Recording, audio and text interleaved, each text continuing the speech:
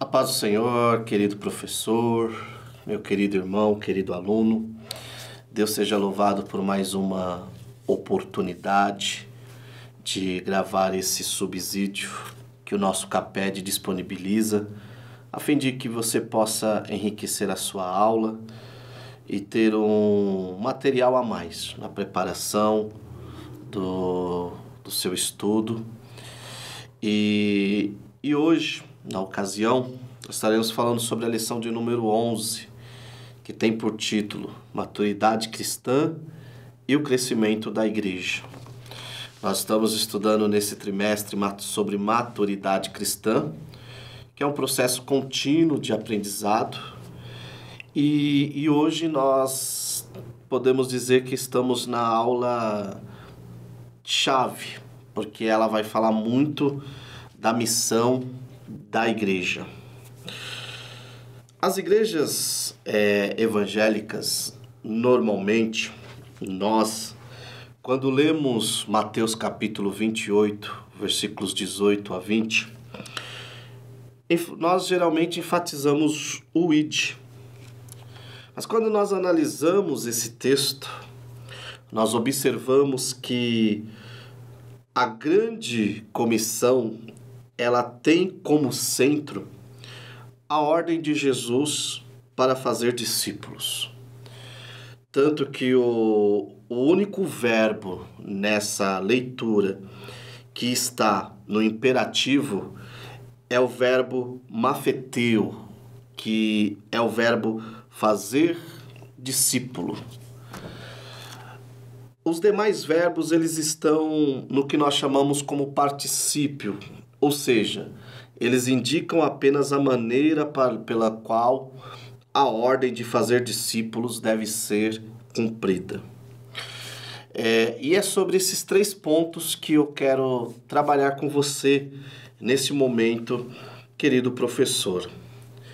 Então, a grande comissão consiste em fazer discípulo de todas as nações, ajudando-os a andar como Jesus andou, a se tornar cada dia mais parecido com Jesus. Esse é o objetivo e que deve procurar ser concretizado pela igreja. Ir por todo o mundo significa transpor todo tipo de fronteira. Então, como que eu faço discípulo? Primeiro, indo atrás dos perdidos.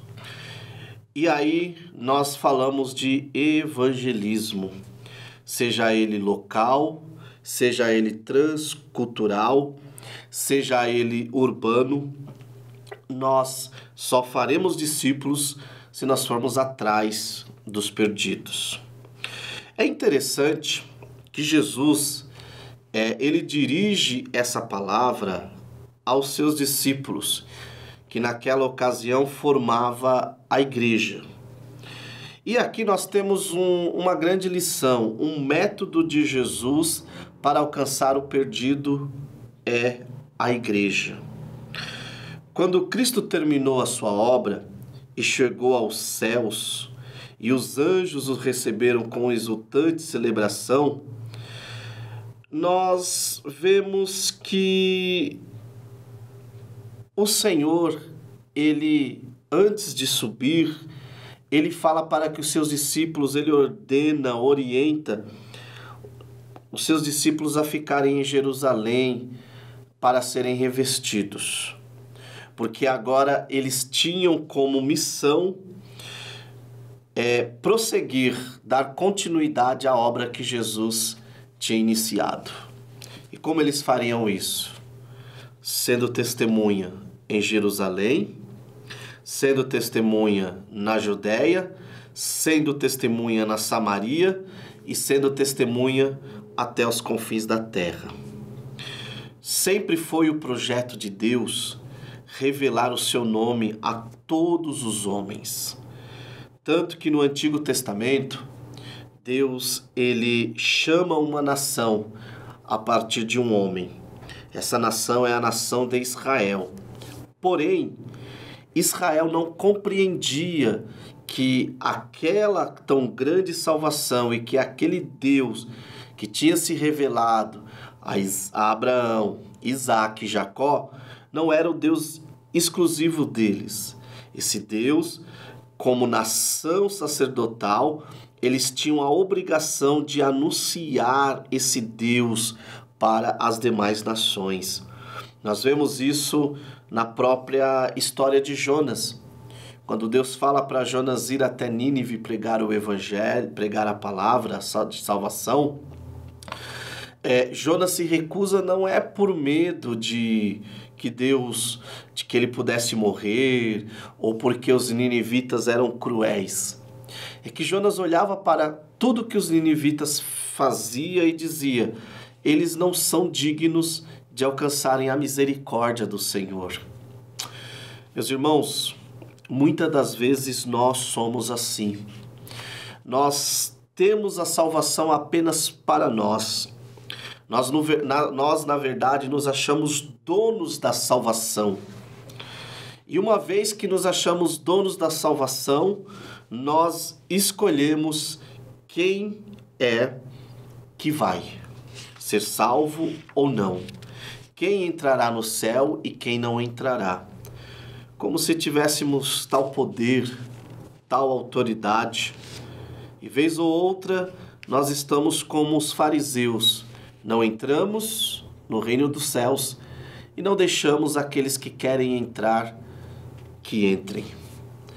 Mas que nós possamos aprender, e essa lição nos traz a oportunidade de nós compreendermos que, enquanto igreja, a igreja foi escolhida por Deus antes mesmo da fundação do mundo. E que essa igreja ela tem como função principal ir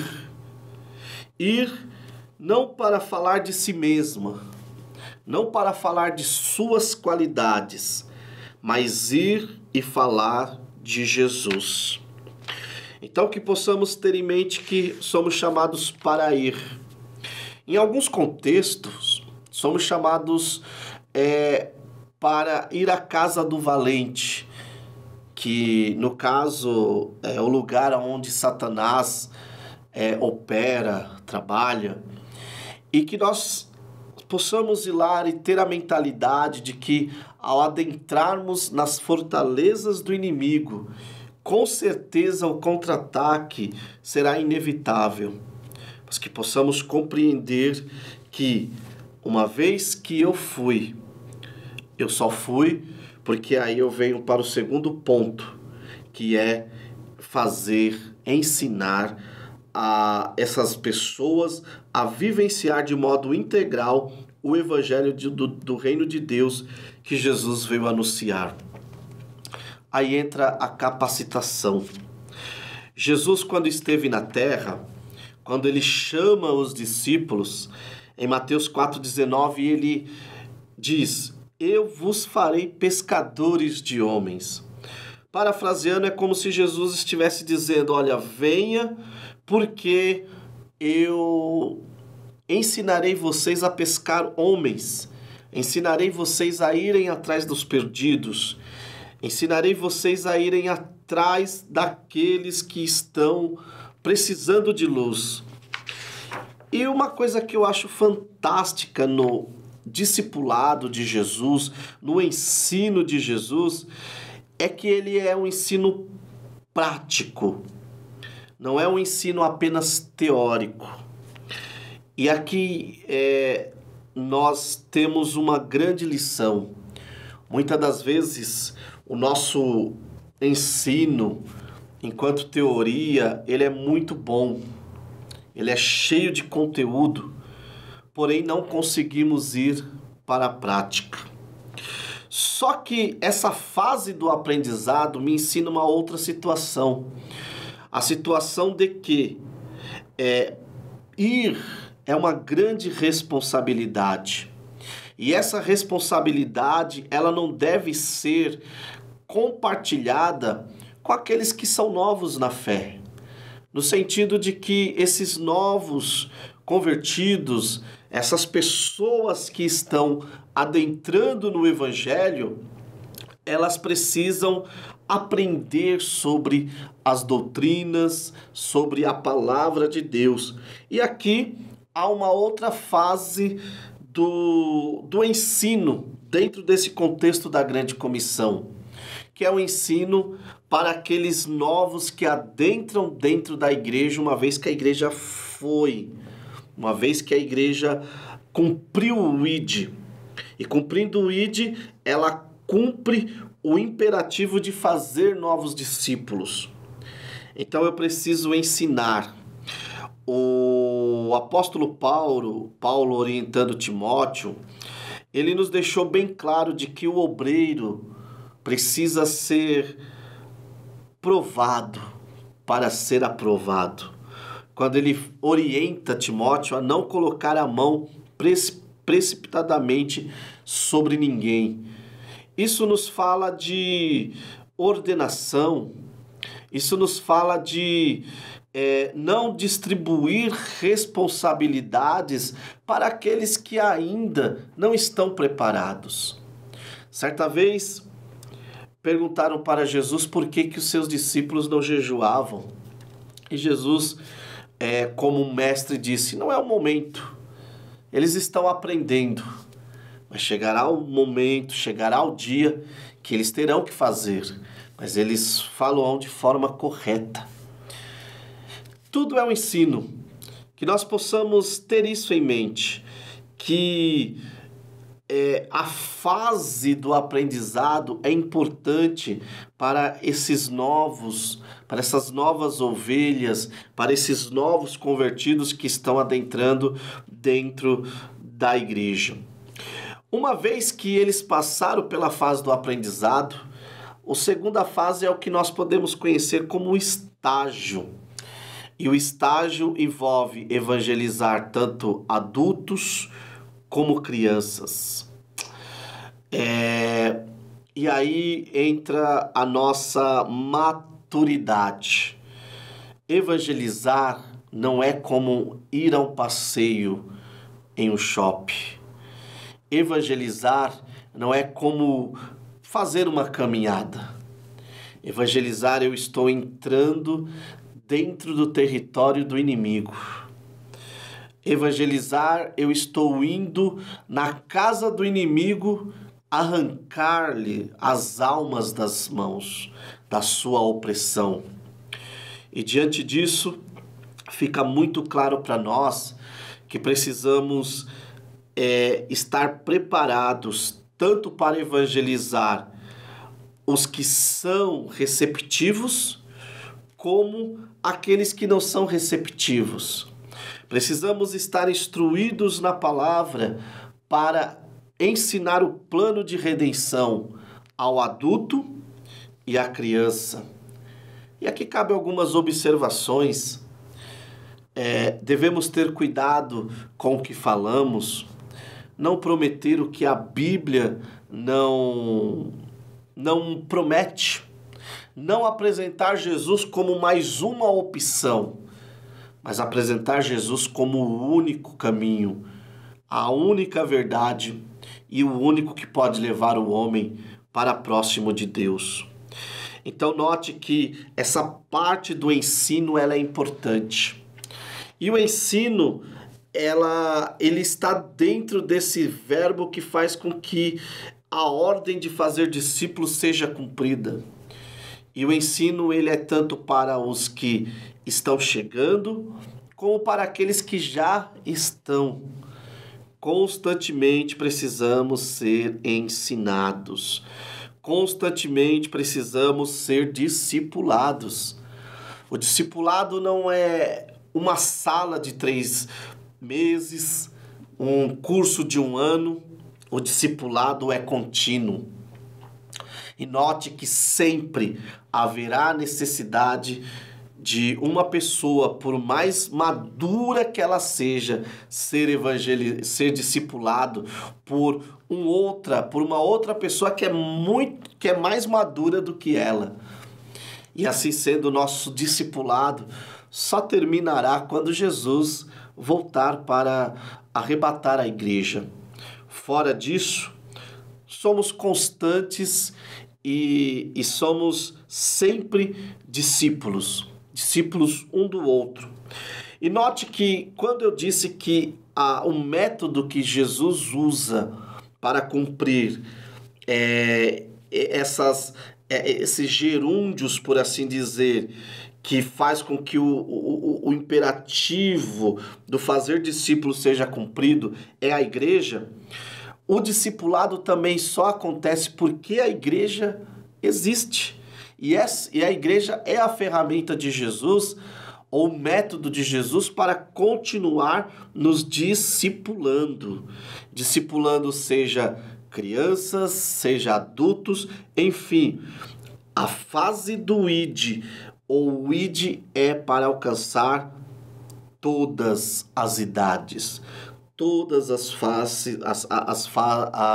faixas etárias. Uma outra coisa interessante, e o terceiro ponto é batizando e fazendo novos discípulos, integrando-os à igreja corpo de Cristo. E aqui é importante nós entendermos que por mais que façamos para o reino de Deus, mas que esses novos convertidos, essas pessoas alcançadas, sejam levadas a uma igreja sadia, séria, bíblica, cristocêntrica, e no nosso contexto pentecostal, mas um pentecostalismo clássico, bíblico, recheado das escrituras, que esse novo convertido, o batizar, fala de integrá-lo a um povo, apresentá-lo a um povo. E diante disso, querido professor, você tem a oportunidade de mostrar para o seu aluno de que não existe evangelho genuíno em desigrejados. Por mais que muitas das vezes o homem possa entristecer-nos, magoar-nos, mas nós devemos ter em mente de que a igreja corpo de Cristo, ela é perfeita, e é nessa igreja que eu preciso lutar para fazer parte. A igreja, enquanto organismo humano, pode ser falha, pode errar, mas a igreja, enquanto corpo de Cristo, ela está como uma noiva linda, imaculada, esperando o seu noivo, esperando o seu belo noivo retornar para buscá-la. Uma vez que eu cumpri o ID, uma vez que eu ensinei, e uma vez que eu batizei, ou seja, eu integrei essa pessoa a uma igreja local, e integrando a igreja local para participar dos dogmas dessa igreja, eu a integrei também no corpo de Cristo. Agora vem a última e a constante e a fase que não termina nunca, que é fazer discípulos. E quando nós falamos em fazer discípulo, nós entendemos que esse fazer discípulo implica não apenas no discipulado formal, numa classe, num curso, num treinamento. Não, mas é um discipulado constante, um discipulado onde nós influenciamos uns aos outros pelo nosso comportamento, um discipulado onde nós amadurecemos juntos no compartilhar do pão, no compartilhar das escrituras, no compartilhar das orações.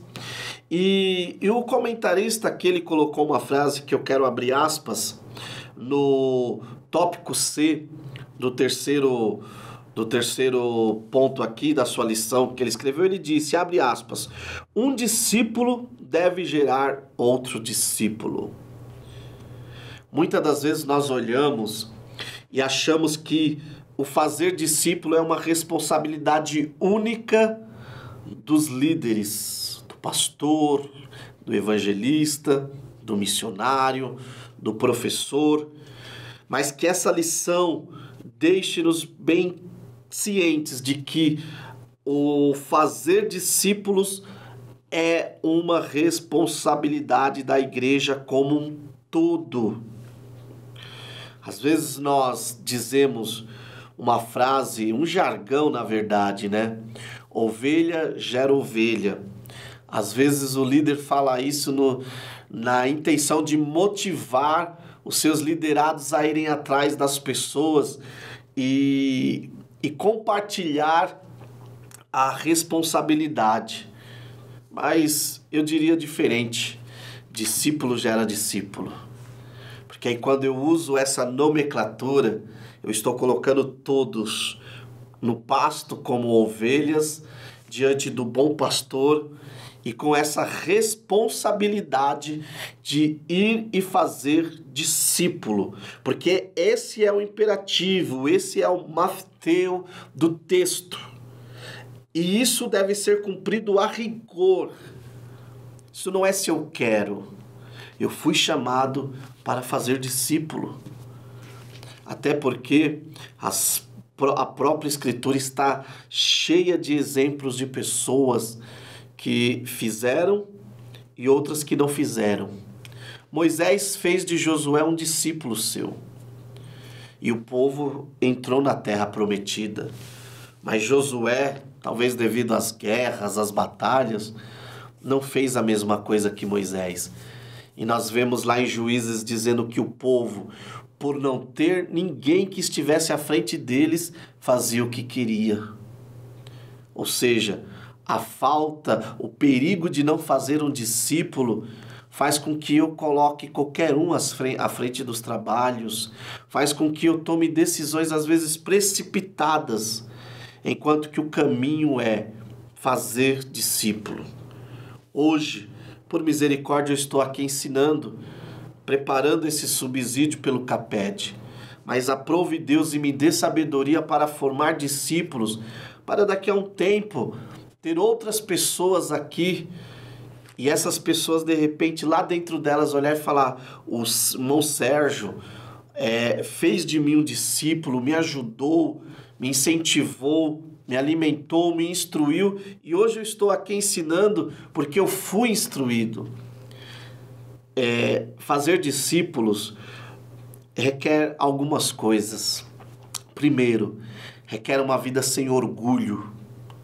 Muitos não fazem discípulos com medo de perder a sua posição. Não, mas se eu formar um discípulo, eu deixo de ser o grande mestre, o grande ensinador da minha igreja. Nós temos que deixar esse sentimento de lado. Porque, na verdade, quando fazemos discípulos, nós estamos alicerçando a nossa casa, o nosso terreno espiritual, a nossa igreja local, a fim de que ela, ao não depender de mim naquela situação, Deus me leve para situações muito maiores. Às vezes eu e você não crescemos mais porque nós não fazemos discípulos por medo de perder a nossa posição, o nosso cargo. E isso impede de a igreja crescer. Crescer enquanto pessoas que vêm, crescer enquanto crentes que deixam de comer o pãozinho com leite, passam a se alimentar, conforme Salmo 63:5, do tutano, da comida forte. Deixem de ser meninos na fé e passem a ser mestres. O segundo motivo pelo qual às vezes não queremos fazer discípulos é porque fazer um discípulo é trabalhoso.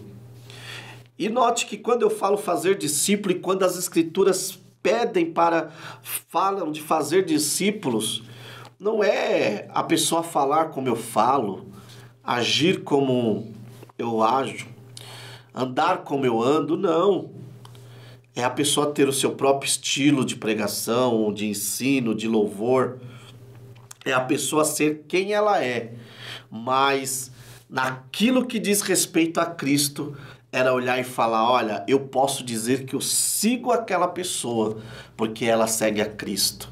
Eu imito aquela pessoa porque ela imita a Cristo. Não imitar no falar, no jeito de pregar, não é isso. É imitar as atitudes que revelam Jesus. Então, fazer um discípulo é trabalhoso, requer que eu abra mão às vezes de conceitos meus. E terceiro e último, fazer discípulo requer amor. Em épocas de coronéis da fé, Jesus nos dá o exemplo de alguém que, quando foi necessário repreender, repreendeu.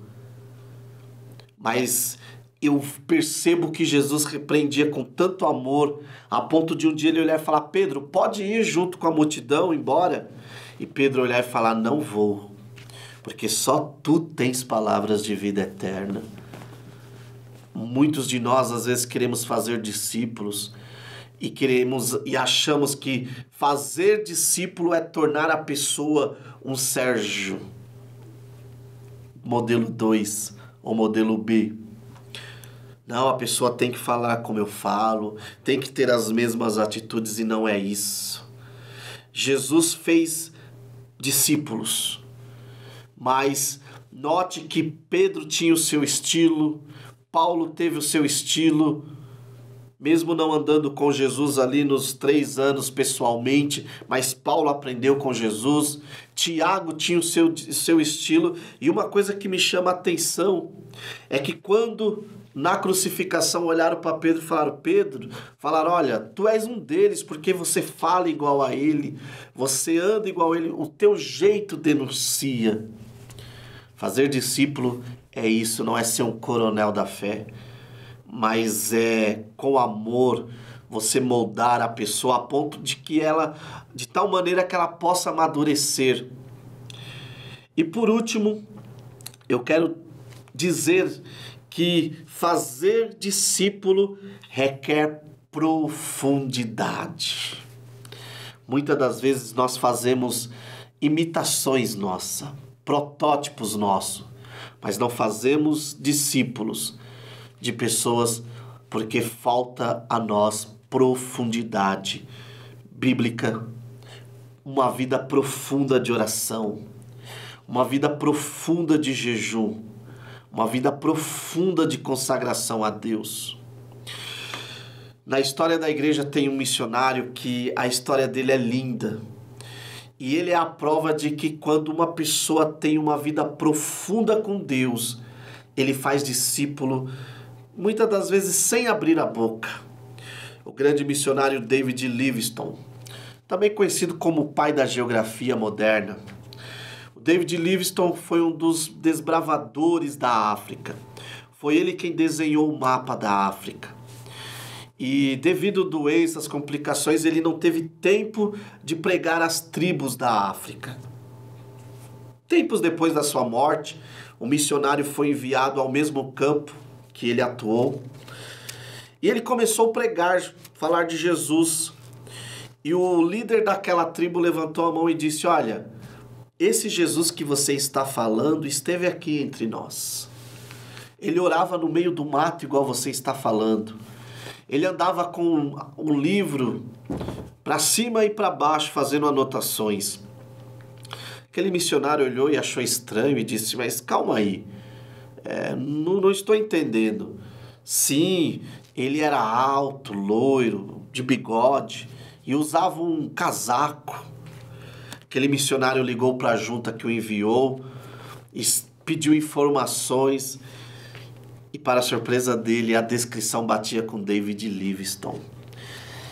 Ele fez discípulos, ele pregou Jesus sem nunca ter aberto a sua boca para pregar para aquelas tribos.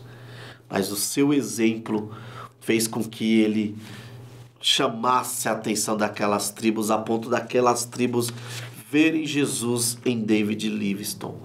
Então, fazer discípulo implica em bom exemplo.